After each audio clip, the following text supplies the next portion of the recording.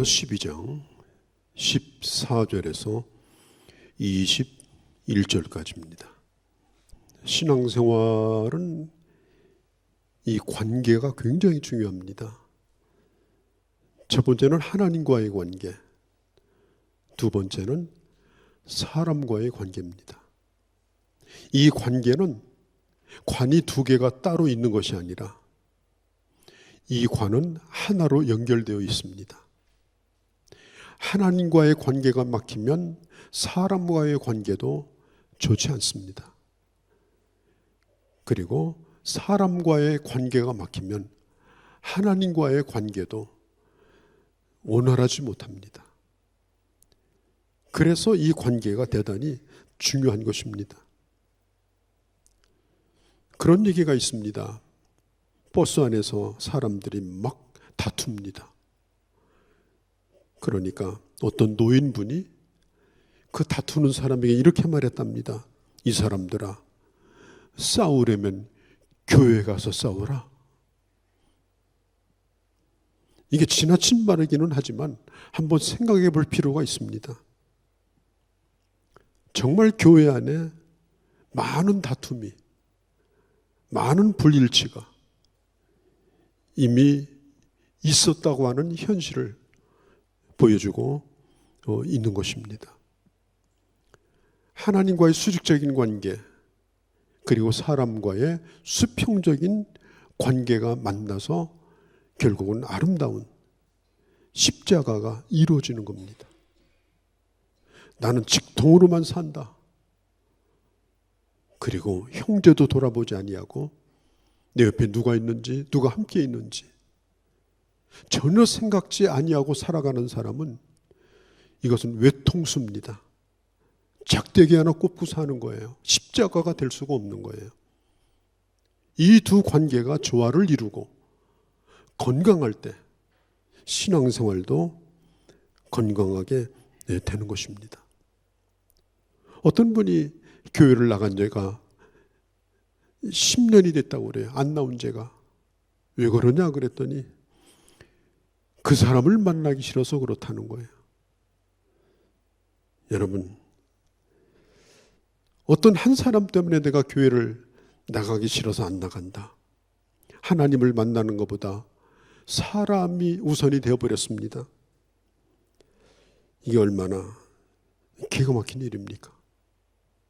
사도 바울 시대나 오늘 이 시대나 신앙생활을 하는 데 있어서 이 인간관계는 대단히 중요합니다.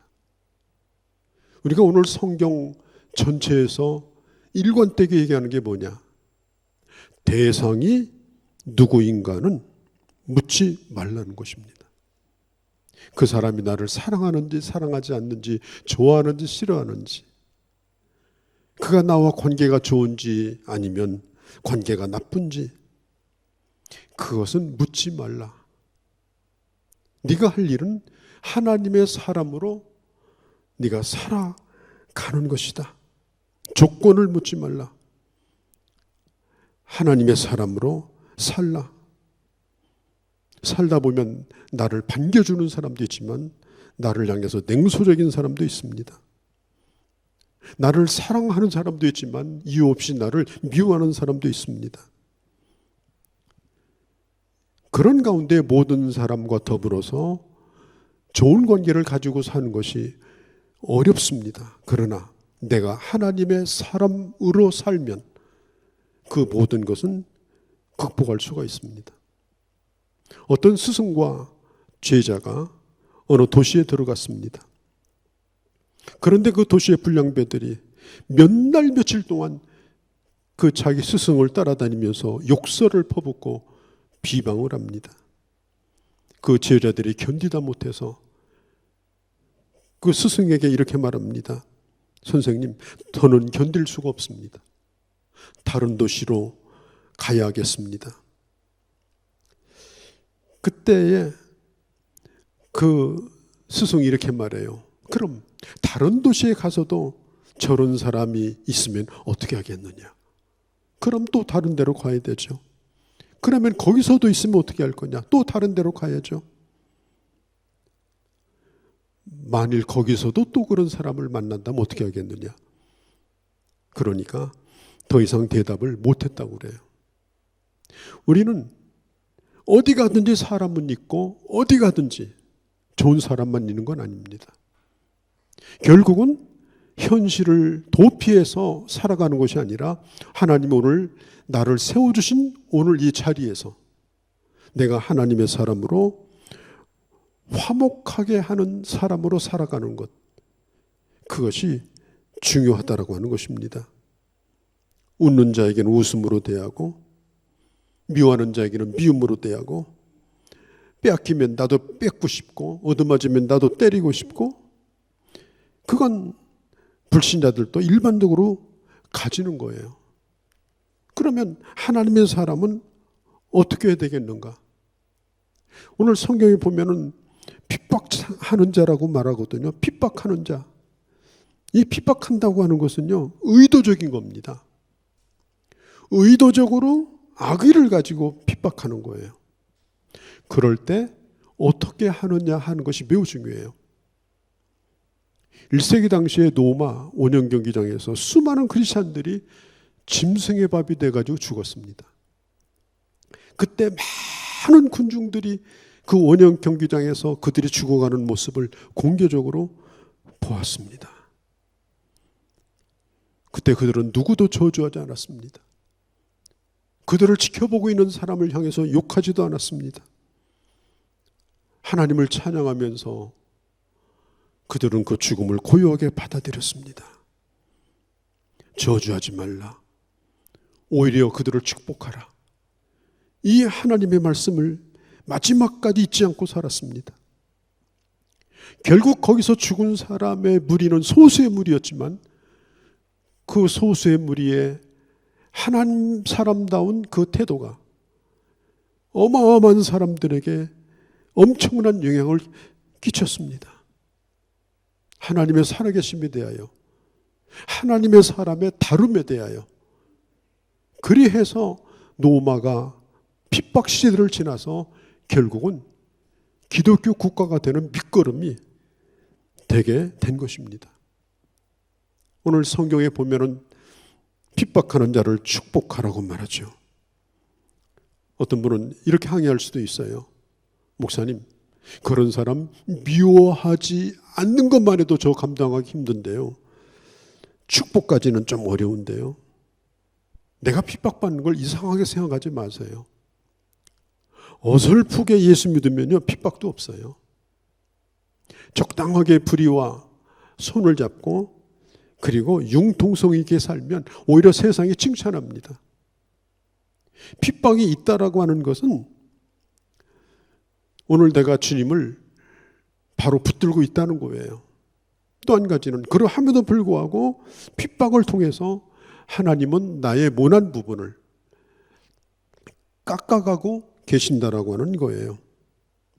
그리고 로마서 15장 18절에 있는 것처럼 세상이 너를 미워하면 너를 미워하는 것이 아니라 먼저 나를 미워했다. 네가 미움받는다고 생각하지 말라. 그렇게 주님이 말씀했습니다. 선생을 미워하지 않고 어떻게 제자를 미워하겠느냐. 핍박이 올 때 핍박받는 걸 이상하게 여기지 말고 핍박받는 건 당연한 일이다. 이렇게 생각하고 그에게 복을 빌라고 말씀했습니다. 어떤 사람은 이렇게 얘기를 해요. 어떤 사람을 위해서 복을 빌면 그 사람이 복을 받을 자격이 없으면 나한테 돌아온다. 그러니까 복 받을 자격이 없는 사람, 복 빌어봤자 복 받을 것 같지도 않은 사람만 골라서 기도한다고 그래. 왜 자기가 받으려고. 여러분, 그건 잘못된 생각이죠. 내가 원수 같은 사람을 위해서 끊임없이 축복 기도를 해서 그 사람이 정말 하나님의 복을 받으면 그 사람과 나와의 관계는 100% 좋아지게 돼 있습니다. 그 사람과의 관계를 내가 좋은 관계로 이끌어 나가는 방법은 그 사람이 하나님의 마음을 가진 하나님의 복을 받은 자가 되면 되는 거예요. 그래서 그런 사람이 되도록 진심으로 내가 하나님 앞에 비는 겁니다. 하나님께서 아브라함을 부르실 때도 너는 복의 근원이다. 네가 복을 빌면 복을 받을 거다. 누구라도 와서 너를 저주하면 그 사람이 저주를 받는다. 그러나 네가 복을 빌면 그 복은 그에게 임한다. 누가 나를 저주하든지 그 저주는 너하고 상관이 없다. 너는 오로지 복의 통로다. 그렇게 말씀을 해주셨거든요. 우리가 복을 빈다라고 하는 것은 1차적으로 말로 복을 비는 거잖아요. 성경 민수기서 14장에 보면 이런 말씀을 합니다. 이스라엘 백성들이 가나안 땅에 들어가기 전에 광야로 나왔습니다. 계속 어려움이 옵니다. 그러니까 그들이 이렇게 말했어요. 진작 죽었어야 되는데, 내가 이런 일을 보지 않으려면 진작 죽었어야 되는데, 주님 이렇게 말씀합니다. 너의 말이 나의 귀에 들린 대로 내가 그렇게 하리라. 진작 죽게 만들겠다. 그래서 그들이 광야에서 다 죽었어요. 말이 씨가 되는 정도가 아니라 말이 그 사람의 인생의 답입니다. 우리 주님이 말씀하는 거예요. 너의 말이 내 귀에 들린지라 너의 시체가 광야에 엎드려질 것이다. 우리 예수 믿는 사람은 나에 대하여 말할 때도 그게 내가 나를 축복하는 말도 될 수 있고요. 나를 저주하는 말도 될 수가 있고요. 특별히 다른 사람에 대해서 말할 때도 그 사람을 축복하는 말이 될 수도 있고 저주하는 말이 될 수가 있는 거예요. 우리는 아무리 힘들어도 누구를 저주할 생각을 하지 말아야 돼요. 그 말은 내가 입 밖에 내지 말았어야 되는데, 인생을 살고 나서 평생 후회하는 사람들이 한두 명이 아닙니다. 그 말만은 하지 말았어야 되는데 이미 해놓았습니다. 그래서 평생 후회합니다. 돌이킬 수가 없는 것입니다. 말할 수 없는 상처와 좌절을 가져다 주었습니다. 내가 나에 대해서 저주한 것으로 끝나지 않냐고 내 주변을 저주하며 살았던 그 인생이라고 하는 것은 너무나도 후회스러운 거예요. 하나님은 우리의 기도만 들으시는 것이 아니라 내가 혼자 중얼거리는 소리도, 내가 다른 사람을 향하여 말하는 것도 하나님이 들으시는 거예요. 그래서 우리 예수님께서 제자들을 전도 내보시면서 말씀합니다. 어느 집에 가든지 네가 가서 그 집에 복을 빌라. 그 집이 복을 받을 만한 집이면 복을 받을 것이고, 그렇지 못하다면 그 복이 너에게 돌아오리라. 이 말이 무슨 얘기예요? 다른 사람의 복을 비는 건 내가 복을 받는 길이고, 다른 사람을 저주하는 것은 곧 내가 저주를 받는 것이라는 말이에요. 사도행전 7장에 보면 스데반 집사님이 마지막 순교하는 장면이 나오는데요. 여러분, 살아있는 사람에다 돌멩이를 던져서 직결처단을 합니다. 온 몸이 피투성이돼서 그냥 두개골이 깨지고 얼굴이 터지고 피가 낭자해서 쓰러져가는 그 순간에 스데반은 이렇게 말합니다. 하나님, 저들의 허물을 저들에게 돌리지 않기를 바랍니다. 저들이 나에게 이렇게 하는 것은 저들이 몰라서 그렇게 하는 겁니다. 그때 그 옆에 누가 있었는가 하면 사도 바울이 서 있었거든요. 사도 바울도 그때는 몰랐어요. 그러나 스데반의 그 마지막 모습, 그 마지막의 기도를 들었던 이 바울은 결국은 예수님을 만납니다. 그리고 스데반이 그렇게 했던 것처럼 자기도 똑같이 그 길을 걸어가고 있습니다. 스데반은 결코 외롭고 억울하게 죽은 것이 아니라 바울이라고 하는 위대한 사람을 그 씨앗으로 만드는 그런 위대한 죽음을 죽게 된 겁니다. 나를 핍박하고 내가 가장 어려운 시기에 내가 어떤 태도를 가지느냐에 따라서 내 인생이 나로 끝나지 아니하고 위대한 열매를 맺는 그런 기적들이 나타나는 것입니다. 오늘 성경에 보면은 15절에 즐거워하는 자와 함께 즐거워하고 우는 자와 함께 울라고 말합니다. 사실 우는 자와 함께 우는 것도 어려운 거고요. 즐거워하는 자와 함께 즐거워하는 것도 어려운 거예요. 그런데 이런 얘기가 있어요. 슬퍼하는 자와 함께 슬퍼하는 것은 3배가 어렵고 즐거워하는 자와 즐거워하는 것은 7배가 어렵다. 그러니까 잘된 일에 대해서 아우 정말 잘됐다. 더군다나 나는 안 됐는데 그 집이 잘 됐어. 우리 집 애는 떨어졌는데 그 집은 붙었어. 나는 당첨이 안 됐는데 그 집은 당첨이 됐어. 그럴 때 함께 즐거워하는 것은 7배가 어렵다고 그래요. 우는 자와 함께 울라. 기뻐하는 자와 함께 기뻐하라. 그러면 우는 자와 함께 울라는 말은 뭐예요? 우는 사람에게 가서 왜 울어? 그냥 눈물이 썩었네. 이러면 안 된다는 거예요. 이것은 여러분 병원에서 환자가 갔어요. 앉는 순간 의사 앞에서 선생님 나 여기 아프고 저기 아프고 그러면 그 의사 선생님이 아프다 소리 말아요. 나 그 얘기 종일 듣고 지겨운데 또 아프다고 그래요? 이러면 되겠습니까? 말을 안 하면 오히려 물어봐야지. 어디가 아프냐고. 여기도 두들겨보고 저기도 두들겨보고. 그게 의사가 할 일 아니에요? 입 닥치고 있으라면 어떡해요? 여러분 교회는 병원과 같은 곳인데 교회가 비전도 있고 열정도 있고 뜨거움도 있고 사역도 있는데 능력도 있는데 도무지 교회가 따뜻하질 않아요. 냉해요. 아는 척도 안 해요. 상대방을 살피지도 않아요. 쳐다보지도 않아요. 그러니까 교회라면 할 수 없이 아파도 안 아픈 척 해야 돼요. 교회라면 할 수 없이 슬퍼도 안 슬픈 척 해야 돼요. 그래야 믿음이 있다고 얘기를 해요. 이러면 어떻게 교회가 병원이 됩니까? 이러면 어떻게 교회가 사람을 치유할 수 있습니까? 성경은 말합니다. 공동체 안에서 우는 자가 있느냐? 울지 말라 이렇게 하지 말고 그 곁에 가서 네가 울어줘라. 기뻐하는 자가 있느냐? 아유 잘났네. 그렇게 하지 말고 그 사람 곁에서 그와 함께 기뻐해 주라. 그를 격려해 주라.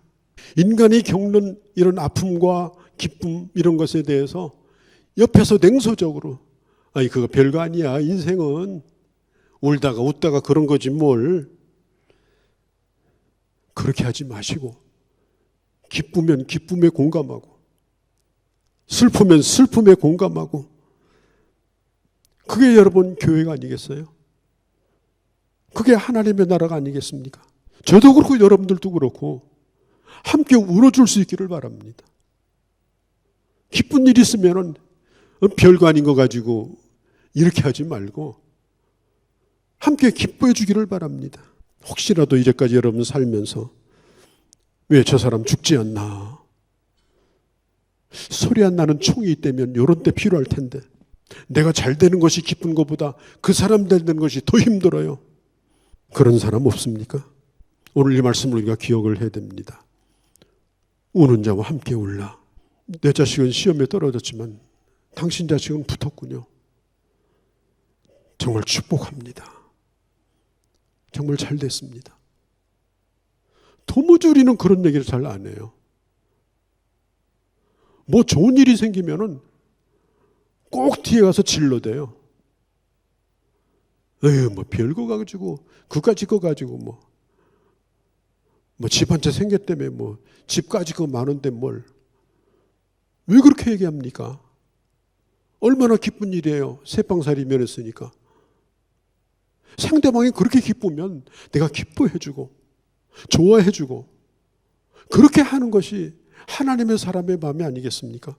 그게 성경에 기뻐하는 사람과 함께 기뻐하라는 거예요. 그리고 16절에 서로 마음을 같이하여 높은 데 마음을 두지 말고. 여러분요, 교만한 사람은 누구도 좋아하지 않습니다. 여러분들하고 같이 사는 사람이 교만하다고 생각해 봐요. 매사에 교만해요. 가정생활 정말 불행합니다. 교만한 사람은 사랑을 받는 것도 싫어해요.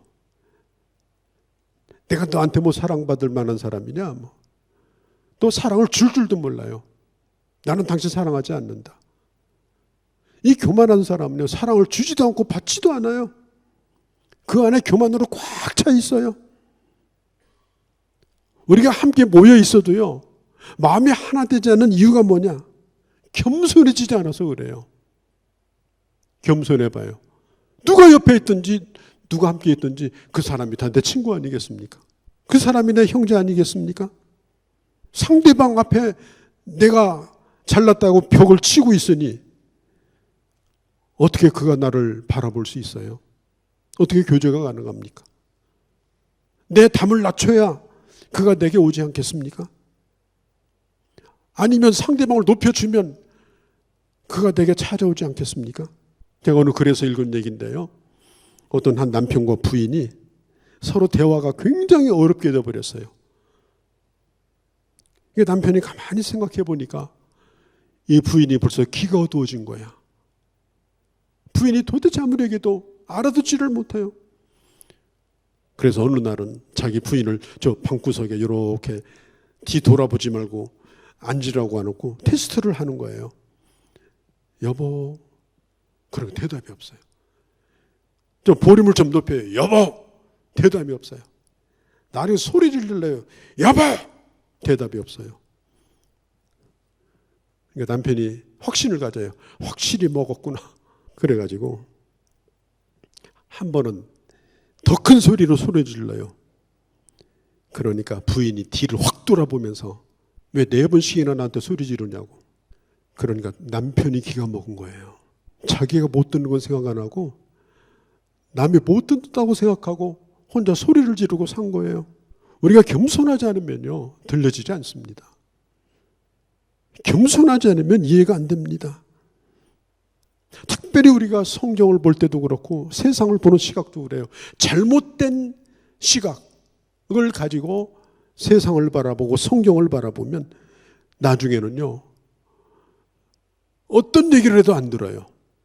왜? 이미 굳어져 있기 때문에. 시멘트야. 끊임없이 겸손하게 하나님 뜻이 어디 있습니까? 하나님 나를 향하신 하나님 뜻이 어디 있습니까? 나는 아무것도 모르는 자 같습니다. 오늘 이 시간 다시 내게 가르쳐달라고 겸손하게 무릎을 꿇는 사람, 그 사람이 바로 성령의 사람이에요. 그 사람이 하나님의 음성도 듣고 그리고 사람의 음성도 들을 수 있는 사람인 것입니다. 오늘 성경 17절은 바랍니다. 선한 일을 도모하라. 이 도모하라는 말은 생각하라는 말이에요.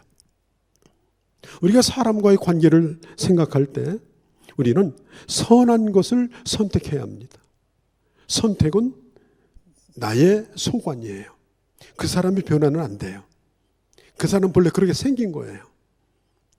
그런데 내가 선택하는 겁니다. 나에게 고통을 주고 있는 사람에게 선하게 대하기로 내가 선택하든지 악하게 대하기로 내가 선택하든지 그렇게 하라고 누가 도와줄 수는 없어요. 인간관계는 너무나 복잡한 것이기 때문에 그러면 내가 선하게 대하기로 결정하고 내가 선한 생각을 가지고 대하면 결국은 그 사람이 변화가 됩니다. 그리고 나도 변화가 됩니다. 이것은 사람이 변하는 것이 아니라 내 선택의 문제인 것입니다. 이건 대단히 어렵습니다. 그 사람은 그러니까 절대로 안 된다고 내 생각이 굳어지면 이거 고치기가 굉장히 어렵습니다. 그러나 힘들어도 그렇게 결정하고 힘들어도 그 길을 선택하고 선한 것을 그 사람을 향하여 생각하고 마음에 품고 그 사람을 대하도록 해라. 성경은 이렇게 말하고 있습니다. 중국에 가면요, 자전거가 어마어마합니다. 그 넓은 길에요, 완전히 자전거가 그냥 꽉 차 있어요. 그런데 어느 이렇게 집 가게 앞에 사람들이 거기다 자전거를 받쳐놓고 가는 거예요. 전부 다 출퇴근을 거기다 놓고 해요. 그러니까 이 담벼락이 그냥 견뎌내질 못하는 거예요.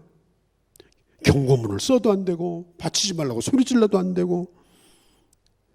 그런데 주인이 생각을 해봤어요. 이걸 어떻게 못 받치게 할까? 그래가지고 뭐라고 써붙였는데 그 다음부터 자전거가 한 대도 안 받쳐 있는 거야. 뭐라고 써 있을까요? 여기 있는 자전거 공짜로 드리니까 좋은 걸로 골라가세요.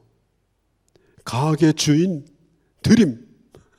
이렇게 했더니요, 사람들이 한 대도 안 받치더래. 여러분 지혜입니다. 거기다 바치는 사람 맨날 침 튀기고 벽에다 침 튀기고 욕해봐야 그 사람 바칠 거예요. 더 생각해보고 더 고민해보고 어떻게 하면 좋을까? 싸우지 않고 안 부딪히는 방법이 뭘까? 이런 생각을 하면 그런 생각도 나더라 하는 것입니다. 그런데 18절에 보면 이 할 수 있거든이라는 말이 나와요. 할 수 있거든 너희로서는 모든 사람과 더불어 평화하라. 이 할 수 있거든이라는 말은요, 아무리 내가 믿음이 좋고 예수 믿는 사람이라 할지라도 정말 할 수 없는 사람이 있어요. 감당이 안 돼, 그 사람. 내가 죽기 전까지는 변화가 안 돼. 어떻게 할 수가 없는 거예요. 아니 예수님이 그 당시 장로들, 종교 지도자들, 제사장들 예수님이 미워했습니까? 아니에요. 그러나 끝까지 그들은 예수님을 죽이려고 했어요. 그들과 논쟁하고 그들과 다투고 이렇게 했다면 어떻게 했겠어요? 예수님은 그들과 혈기내고 싸우지 않았어요. 하나님의 뜻이 무엇인가를 끊임없이 물으면서 오로지 십자가만을 향해서 간 것입니다. 참 오랜만에 이렇게 집에도 가고 또 친척들 만나고 이렇게 하면요, 우리 예수님 말씀이 딱 맞아요. 내 왼수가 내 집안에 있느니라. 되게 왼수는 집안에 있어요. 참 가슴 아픈 얘기죠. 집안이라는 건 뭐예요? 태어날 때부터 이제까지, 또 내가 태어나기 이전 내 아버지, 할아버지 때부터 오래도록 관계 속에서 생긴 문제가 바로 집안에 있는 왼수예요. 오랜 시간 쌓여온 게 있습니다. 오랜 시간 알고 지낸 게 있습니다. 그리고 그것은 한 사람의 잘못이 아닙니다.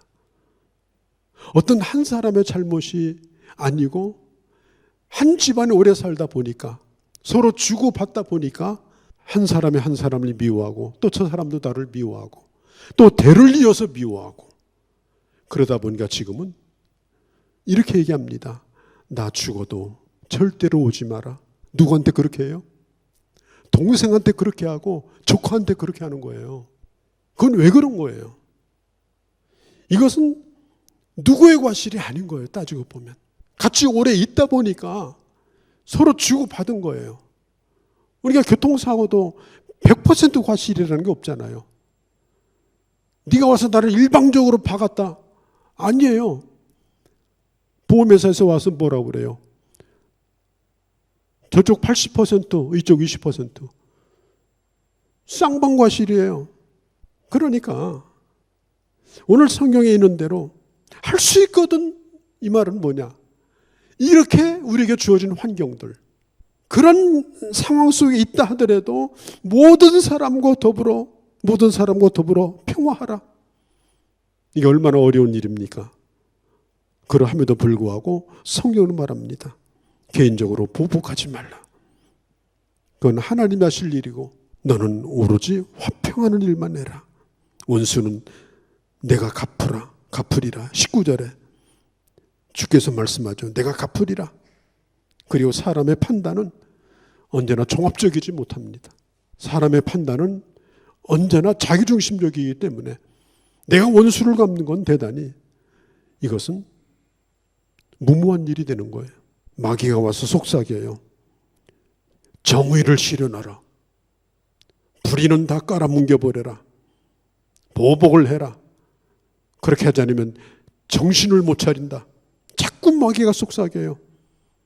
그 마귀가 거듭난 성령의 사람에게 얘기하는 것이 아니라 우리 악한 본성을 자꾸 건드리는 겁니다. 분노를 일으킵니다. 그러나 성경은 말합니다. 원수를 갚는 것은 우리가 할 일이 아니다. 하나님의 사람이 품어야 될 마음은 뭐예요? 그런 사람이랄지라도 할 수 있거든. 그들과 화목하도록 해라. 오늘 결론적으로 성경은 이렇게 말합니다. 그들이 목마르거든 마시게 해라. 그들이 배고프거든 그들을 먹이라. 원수 같은 사람이라도 일단은 그들의 필요를 채워줘라. 내가 손대지 않아도 나머지는 하나님이 하실 것이다. 하나님 앞에 맡겨라.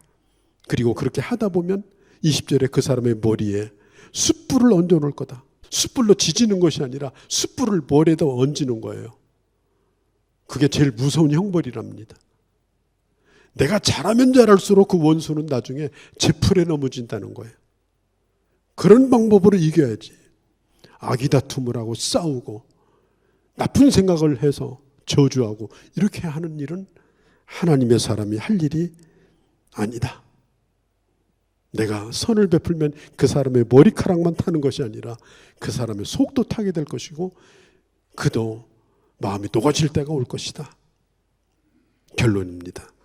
악에게 지지 말라. 선으로 악을 이기라. 이런 하나님의 사람으로 살아가는 여러분 되시기를 주의 이름으로 축복합니다. 걸어가신 우리 아버지, 하나님과 바른 관계를 가지고 살려고 하지만 사람과의 관계 때문에 하나님과의 관계도 기도가 막히고 찬송이 끊어지고 기쁨도 사라질 때가 우리에게 많이 있었습니다. 아버지, 신앙도 건강하고 그리고 사람과의 관계 속에서 우리의 생활도 건강하여 늘 하늘이 활짝 열려지고 하나님의 복을 받을 뿐 아니라 이 복을 세상에 나눠주는 그런 주의 사람으로 살아가는 저희가 되게 하여 주시옵소서. 우리 주 예수님의 이름으로 기도하옵나이다. 아멘. 예수 그리스도의 은혜와 하나님 아버지의 크신 사랑하심과 성령의 교통하심이 오늘 예배 함께한 형제 자매들 머리머리 위에와 사랑하는 우리 교회와 이 땅에 있는 교회들과 그리고 우리 대한민국과 모든 열방과 민족들 가운데 이제로 영원히 함께 계실지어다. 아멘.